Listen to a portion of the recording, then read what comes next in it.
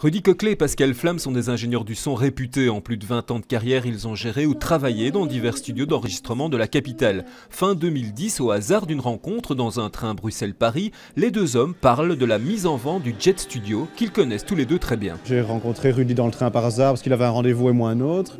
Et il me dit je suis sur le rachat du Jet mais c'est assez difficile, j'hésite.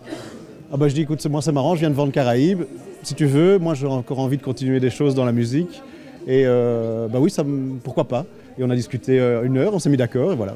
Et on a signé l'offre d'achat ensemble après et fait les travaux et voilà. Je ne voulais pas non plus me retrouver seul dans un bâtiment parce que toutes les idées doivent venir d'une seule personne. On doit trop courir. Donc à deux, c'est un partage, tant sur le point financier que dans les idées. Donc ça, c'est une très très bonne chose.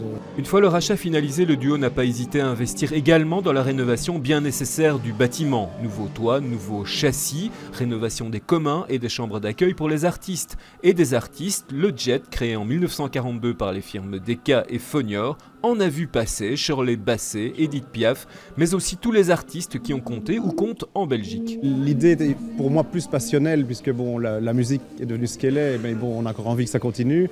La vie des studios est très très très difficile, financièrement en tout cas, c'est pratiquement irrentable.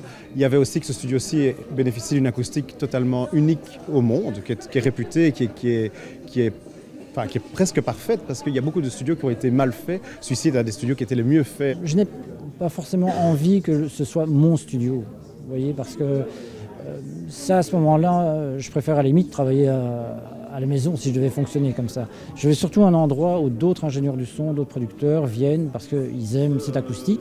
Et actuellement, souvent, et c'est là que je disais tout à l'heure, donc on retaille les outils parce qu'on recherche des appareils vintage, mais également une forme de modernité. Dans la technologie également. Le carnet de booking est bien rempli et les projets nombreux, comme par exemple d'accueillir des groupes pour des captations live en public, ici Hong Kong Dunk. Entre la grande tradition de l'enregistrement et la modernité technologique, le Jet, emmené par ces deux passionnés du son, ouvre un nouveau chapitre de sa longue histoire.